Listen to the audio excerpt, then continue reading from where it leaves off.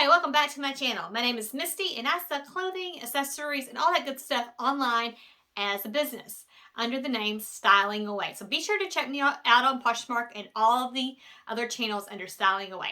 Okay, today I'm going to do something different. I have been a reseller for 4 years. And in that time, I have seen so many questions come out on the online groups for resellers. So I follow quite a few different online reselling groups on Facebook.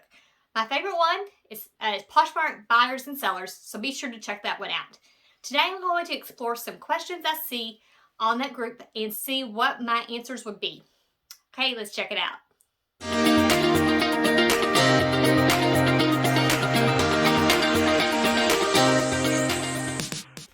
Okay, friends.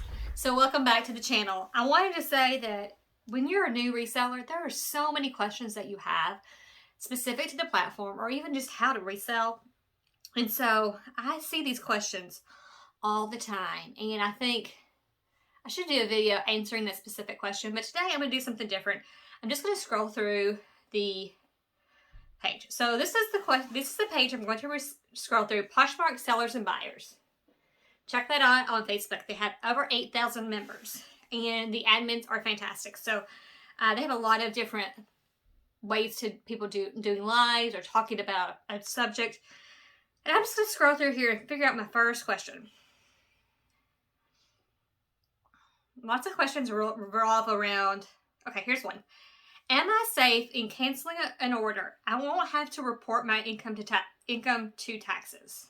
Okay, so Poshmark, and all the platforms are sending 1099s out because a lot of times people weren't reporting their taxes and the government was not getting their share.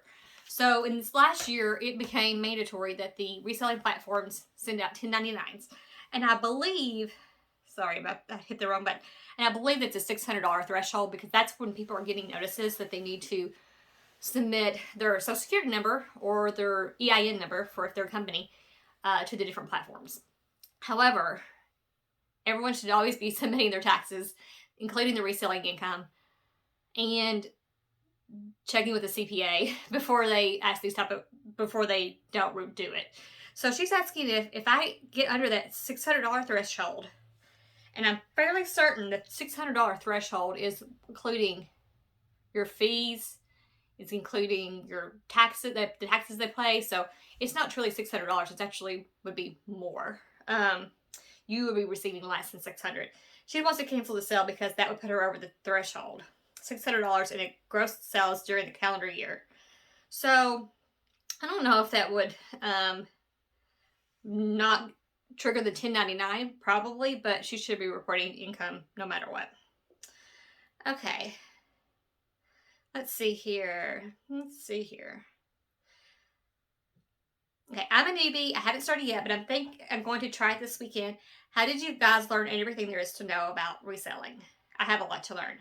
Okay, so the best way I found to learn about reselling was to watch other YouTubers who do that same job. So I have been reselling since 2018. And when I did that, there were several resellers that I followed religiously. Some still make content, some don't. But figuring out what they're selling it for, any tips they had, that was the best way to learn. Second best way to learn is just to start doing it. Buying the items, trying to make good educated choices based on comps, not paying too much for your items, especially at the beginning, sourcing from your own closet, and just seeing what sells quickly for how much, and then also decide what your goal is. So if your goal is to sell so many number of items, or for me, my goal is to sell a certain amount of a certain gross total per month, then figuring out what you need to do to get there. So stay tuned to this channel, and also if you haven't already liked it and subscribed, please do so, and you'll get content throughout the week. Is this normal? I have never been asked to provide taxpayer information to print a shipping label. Okay, yes, you need to provide your taxpayer information, which if you are like me and I'm just a I'm just a sole proprietorship. Sorry, I'm a sole proprietorship. So yes, I submit my social security number. Or you would EIN if you are a company. Let's see here. I just took something to the post office yesterday. It didn't show it was tracking until this morning, and the buyer has already rated it. Is this a scam? Okay, so I have seen this question come up fairly recently about this could be a scam, but also sometimes people just they check on where their package is and they just hit accept it. I think they do it accidentally.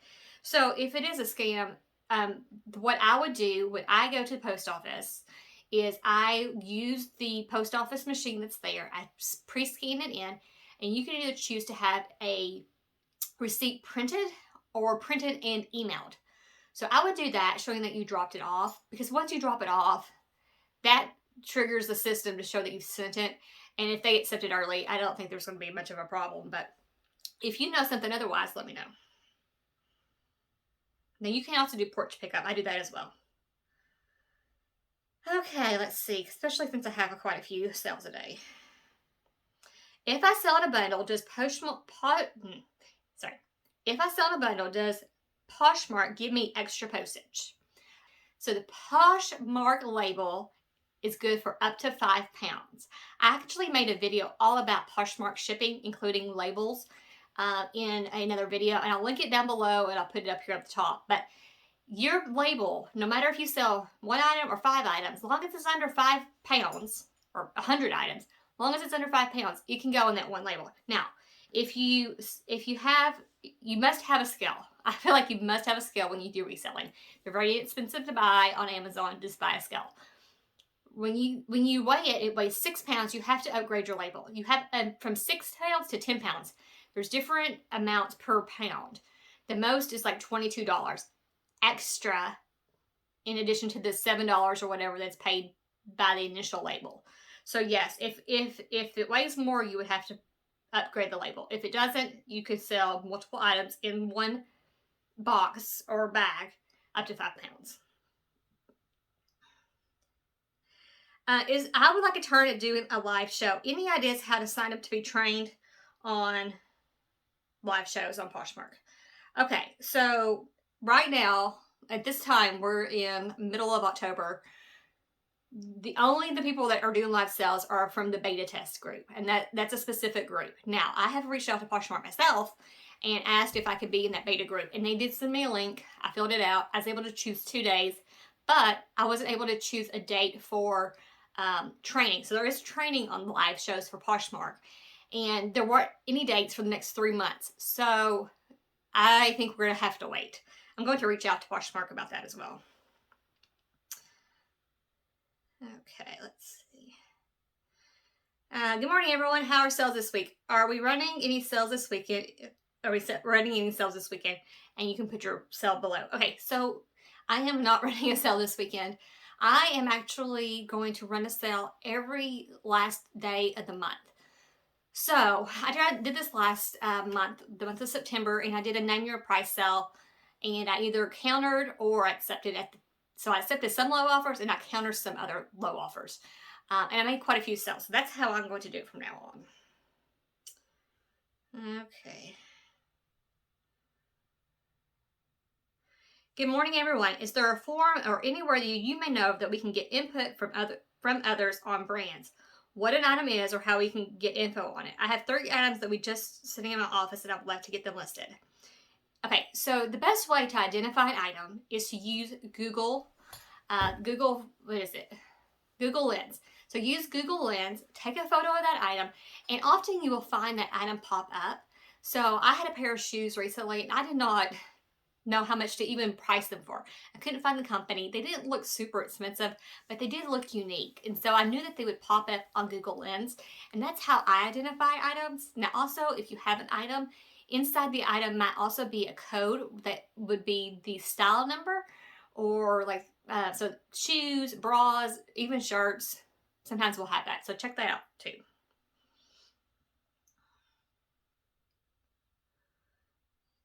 There's so many questions. Lots of people will say that, get reasonable offers. I think sales are kind of down. I feel like my sales are stable, not up, not down right now. Okay, please share with me how to photograph black items of clothing.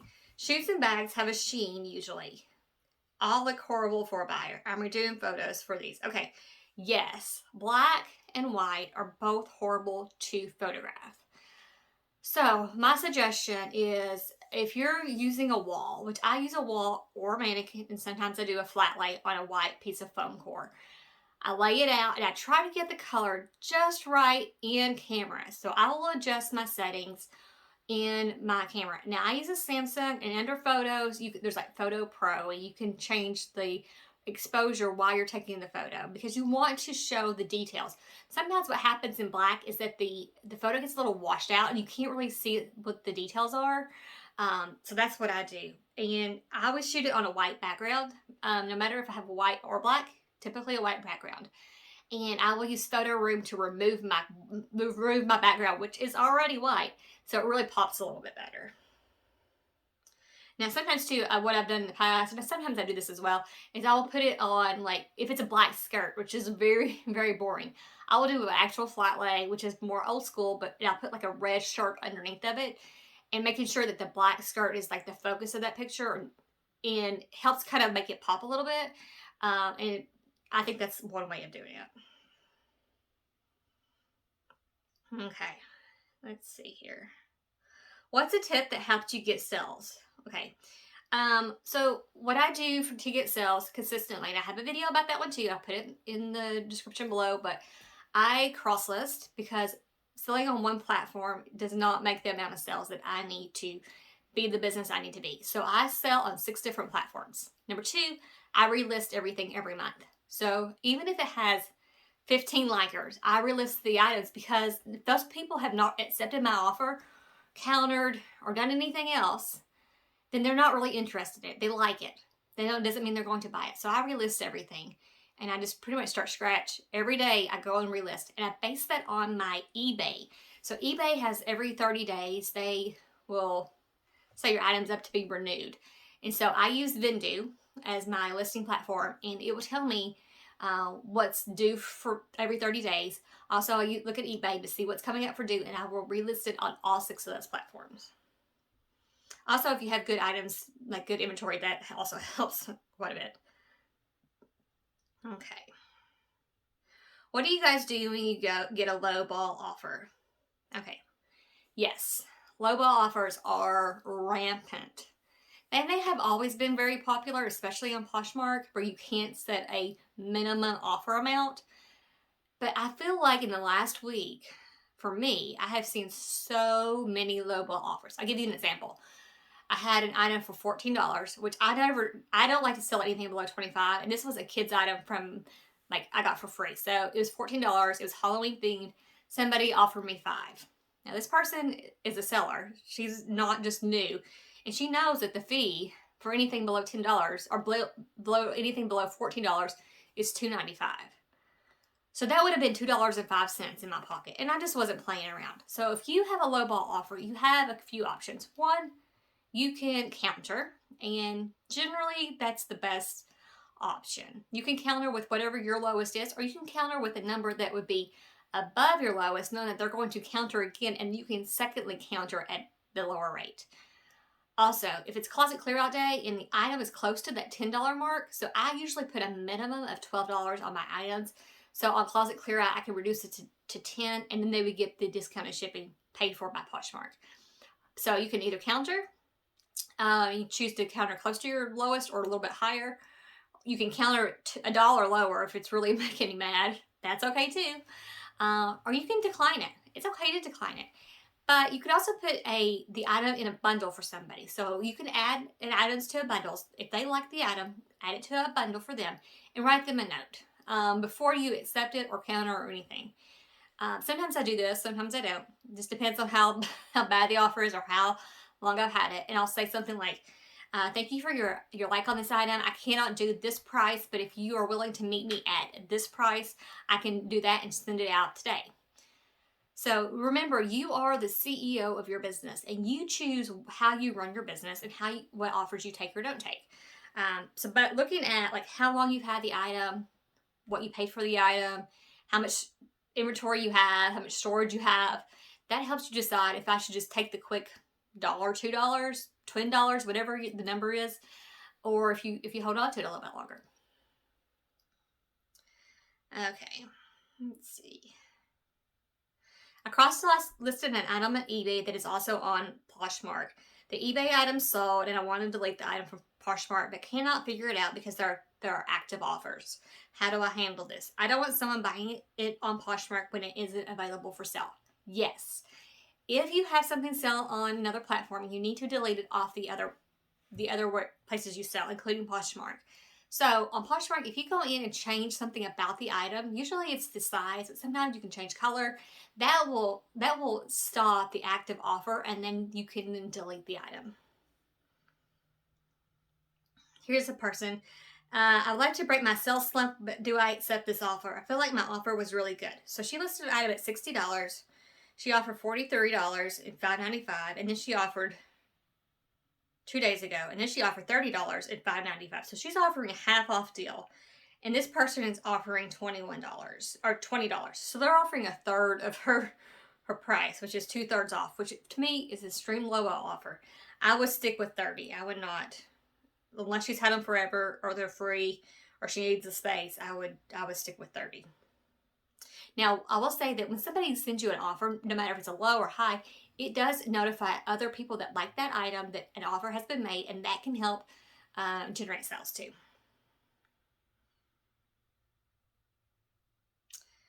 Okie dokie.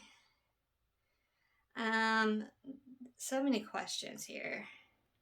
I sell something weighing 10 pounds. When I go to get a new label, Poshmark wants to charge me $22.50. Is that right? Yes, that is right. Check out my shipping. Check out my shipping video on that. But yeah, so when everything is above 5 pounds, you have to pay an additional amount depending on the weight. So 5 pounds has the normal label, 6 pounds has a different rate, 7 pounds has a different rate, all the way up to 10. $22.50 in addition to the $7 and I don't know 67 cents, whatever the label is. So it's almost a $30, and it comes out of you, the seller's amount. So make sure you know how much things weigh before you either accept a bundle or you list it, because I have a cookbook that's like 6 pounds and I know I have to pay more. I don't want the cookbook, but I priced it accordingly because I don't want to have to pay an additional amount for a label. Okay. Somebody has a question. So they're coming at it as a buyer. I'm debating opening a case. The seller says the skirt was only worn once or twice. It has ripped pop stitching on the inside and it smells terrible. Okay, so you can't open a case. What is the rest of her question? What would it was $9 plus shipping. Okay, so when you're not happy with something the seller sent you, if it's not listed as a flaw, then you can certainly do it. Now I'm just looking at this picture and it's not bad. If she really likes it, she can keep it. If not, she can open a case. Sometimes with these lower end sales, I've seen Poshmark refund the seller. I've seen Poshmark refund the buyer, but also give the funds to the seller because it's not worth them sending a label for $7.67 for you to return it back. And it's up to you. So sometimes I have had one item that was when I first started reselling that I opened a case on because it was completely stained and I knew I couldn't fix it. If I could fix it, I fix it. I have an item that I bought from Posh Sales recently, and it's not coming, but there were some issues not disclosed on it because I went back to the seller's page, and there were all these flaws on it, and she didn't say anything about that in live. I'm gonna try to return it because I can't. It was $30 and it's in bad shape. Who primarily sells from their own personal closet besides me? Okay, that's the question. I primarily sell from items that I thrift. However, I do sell a lot of my children's clothes on the different platforms, and I also have begun to really start thinning through my own personal wardrobe and pulling stuff out. But I will say that is my number one tip for somebody who's getting started reselling. Shop your own house. So your closet, your husband's closet, your children's, pet stuff that's not being used, home stuff that's not being used, even stuff that's in good shape or new. List those items first. You want to spend as little as possible, especially at the beginning. And if you look through stuff that you have, price it accordingly, get to know the market, and then from that you can generate funds to go buy stuff that might be better quality or more likely to sell. Okay. What's a good number of items to list every day? Ooh, that's a good question. So I feel like if you are wanting to have a certain number in your closet, so people often say, what number does it take to get daily sales? I do not know, friends. I have 22, maybe, no, I have 2,400 items in my Poshmark closet right now. I get daily sales. Some days I don't get any sales. That's the name of the game. I sell my stuff a little bit higher, so um, in general, and sometimes I just don't get daily sales. But the question was, what's a good number of items to list every day? So I try to list at least 125 items per month. So for me, I have to figure out how many does that mean per day, which is about 4 a day, which is very doable. But I batch my stuff, and so I am basically taking photos of about 40 or 50 things on one day, and throughout the week, I'm just adding those in to my Vendu and my Poshmark, and I'm listing it against 6 different platforms, not just the Poshmark. So some people say 5, some people say 10. It depends on how much storage you have. So if you don't have room to store 1,000 items, you can't list 100 items every week, or you can't list maybe even 200 items every month. Sometimes I list 200 items a month, but my storage is at max capacity. So I need to sell just as much as I need to sell just as much as I list right now. I sent out 54 bundle offers yesterday. Not one reply, and they all expired. Same, girl. Same. I dropped the price. Well, I actually sent out a bunch of offers yesterday, and I didn't get anything from it. But sometimes I will say, somebody will send you a note like 2 or 3 days later saying, oh, I missed your offer. Would you be able to offer that again? And you can work through that with them. Trying to pick a cross-listing platform, which one would you recommend? I'm between List Perfectly and Vendu. I've never used List Perfectly, but I do use Vendu. Highly recommended. Very customer service on Vendu, I would say, is like top notch. They respond to you almost immediately, at least within a few hours, if they're not working, and they're on it. They know what they're doing. Okay, so that's all I have today on the questions that I see online. Check out the next video of more questions being asked by resellers online. Bye. Also, don't forget to like and share this video.